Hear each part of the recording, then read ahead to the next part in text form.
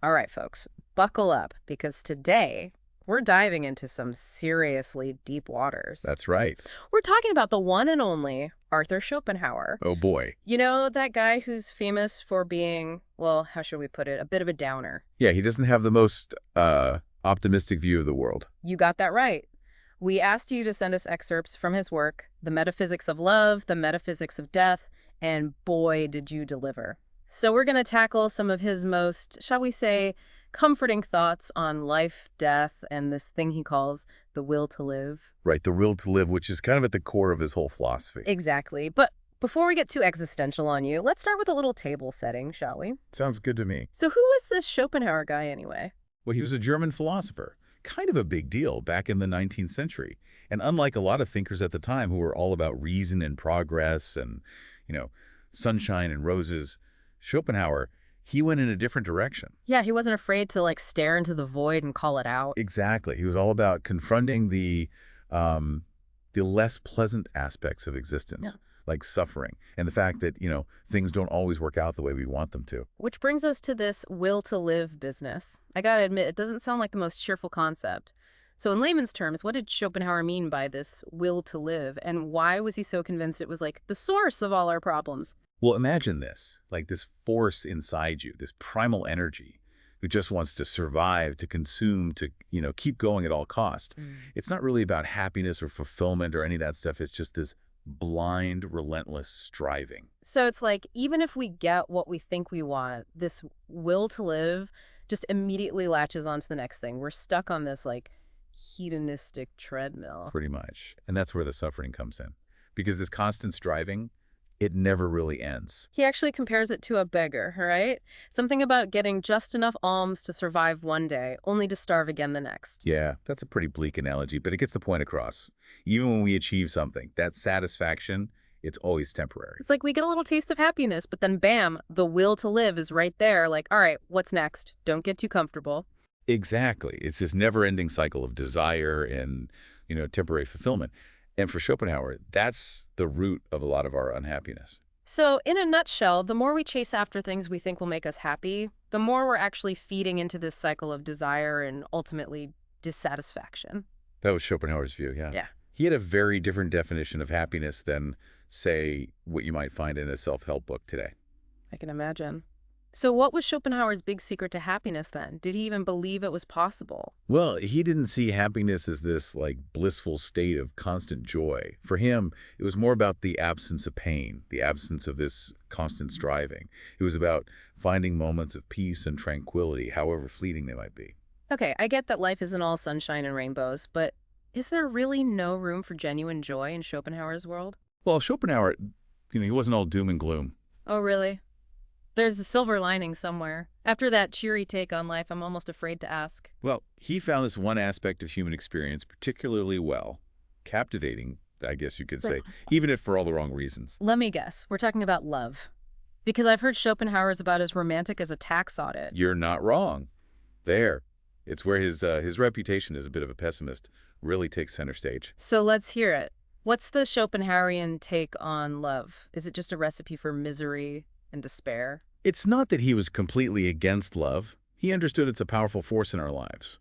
But let's just say he wasn't writing any sonnets about it. He saw love for what he believed it really was, a big cosmic joke played on us by the will to live. Okay, you're gonna have to unpack that one for me. How does love tie into this whole will to live business? Remember how we talked about the will to live being this blind, striving to survive, to consume? Yeah, I'm starting to get the feeling it's not something we can just put on a vision board and manifest into reality. Well, Schopenhauer believed that love is just the will's sneakiest trick. It's nature's way of making sure we keep the whole procreation thing going, even if it means a whole lot of heartache along the way. So you're saying when we're head over heels for someone, it's not really about finding the one, it's just our primal instincts whispering, make babies, in our ears. Pretty much. He even goes so far as to say that what we find attractive physically, mentally, emotionally, it's all influenced by this drive to create the most viable offspring. So much for finding my soulmate based on our shared love of obscure French poetry. It all boils down to biology, huh? According to Schopenhauer. Yep. He was a big believer in what he called the will of the species. A will of the species. That sounds intense. It's basically this impersonal force that's bigger than any one of us, driving us to procreate, to ensure the continuation of the species. And sometimes he argues this will of the species, it kind of overrides our own individual desires, even leads us to make choices we later regret. So that's why they call it blind love. We're blinded by biology. You could say that. It's like we're all just pawns in this grand evolutionary game. Mhm. And love, well, love is one of the most effective moves. Right, so how does this play out in the real world? Does Schopenhauer give any, specific examples of how this whole will of the species thing actually plays out in our love lives? Oh, absolutely. He points out that men, for example, tend to be captivated by a woman's physical appearance. Okay, so not exactly breaking news there. But I'm guessing Schopenhauer had a more nuanced take on it than your average pickup artist. Oh, for sure. He argues that this attraction to beauty, it's not just some superficial thing. It's rooted in biology, a woman's beauty. It's like a signal of her reproductive fitness, at least from an evolutionary perspective. Okay, I've heard that one before. But what about women? We're not exactly choosing partners at random either. What's the will of the species got to do with our choices? Schopenhauer says that while women aren't immune to a bit of eye candy, of course, they tend to prioritize strength and vitality in a partner. Makes sense. I mean, if you're thinking about passing on your genes, you'd want a partner who could, build a solid shelter and protect you from predators. Right, exactly. It Yeah, all goes yeah. back to survival, ensuring the survival of the offspring. So all those epic love stories, all those poems about finding your soulmate, they're all just elaborate smokescreens for our biological imperative to, make more humans. I gotta say, Schopenhauer's not really making a case for romance here. To be fair to the guy, he doesn't deny that love is a powerful force in our lives. Yeah. He's just trying to highlight the tension between our individual experiences of love and this larger impersonal force, this will of the species that's driving us to reproduce. I don't know. It's kind of a buzzkill. So you're telling me there's no such thing as lasting, fulfilling love? Because at this point, I'm starting to think Schopenhauer wouldn't even watch a rom-com. Actually, he might surprise you. He does acknowledge that finding a partner who aligns with our individual will, our own personal desires and aspirations, can lead to a more fulfilling experience. But he believed those instances are rare, especially given how often the will of the species tends to, mess things up. Okay, so there's a sliver of hope. Maybe love isn't completely doomed after all, but I think I need a minute to process all this before we move on to Schopenhauer's thoughts on death. Because if love is this complicated, I can only imagine what he has to say about the ultimate unknown.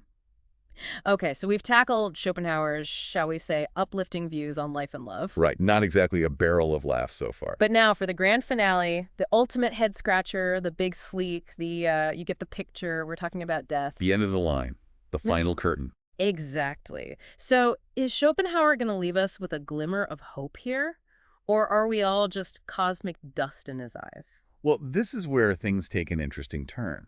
Because while Schopenhauer might be the poster child for pessimism when it comes to life and love, his views on death are surprisingly, dare I say it, optimistic. Okay, now you've got my attention. How can the guy who practically wrote the book on misery think death is anything but, the worst? Remember how we talked about the will to live and how it's this relentless driving force that causes all this suffering? Well, Schopenhauer believed that death is basically the end of the individual, but not the end of the will itself. Hold on. Back up a second. We die, but the will lives on. Are we talking ghosts here? Reincarnation? Not quite. Think of it like this. Schopenhauer compares death to sleep. Sleep, like when I drift off after a long day of contemplating the futility of existence. Exactly. When you fall asleep, your individual consciousness, Yeah. it's gone, right? You don't experience the world or yourself in the same way. But the underlying life force, the will, it continues. So it's like hitting the pause button on our individual existence, but the bigger picture, the cosmic movie, it just keeps playing. That's a good way to put it. And for Schopenhauer, this wasn't a bad thing. Because remember, he saw the will to live as the source of our suffering. So death, in a way, is a release from that suffering. Okay, I think I'm starting to see where he's coming from. But if there's no heaven, no hell, no pearly gates, what happens to us? What's the point of it all then? Well, Schopenhauer wasn't too concerned about the what happens part. He was more interested in what death reveals about the nature of existence itself. He even suggests this thought experiment.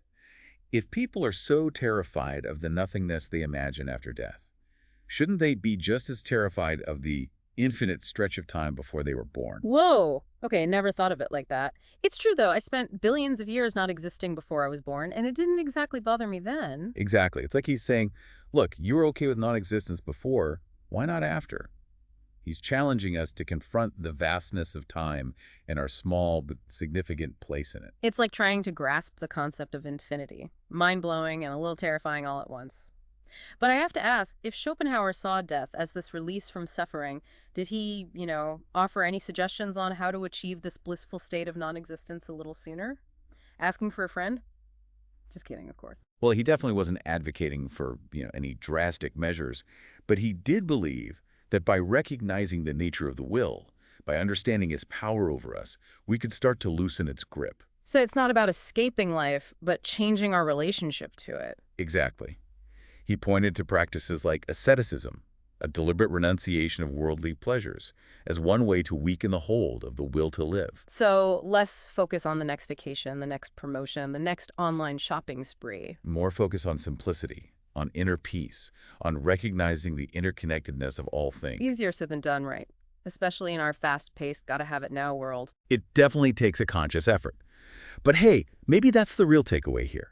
Whether we agree with Schopenhauer's, shall we say, unique perspectives on life, love, and death, he forces us to confront the big questions, the uncomfortable truths. And that's something, right? Absolutely. He might not be the life of the party, but he definitely knows how to get a good conversation started. And maybe that's enough. To simply keep asking, keep exploring, and keep trying to make sense of this wild ride we call existence. Couldn't have said it better myself. And on that note, we're going to wrap things up. But don't worry, we'll be back next time with more deep dives into the ideas that make us think, question, and maybe even change our perspectives. Until then, happy pondering, everyone.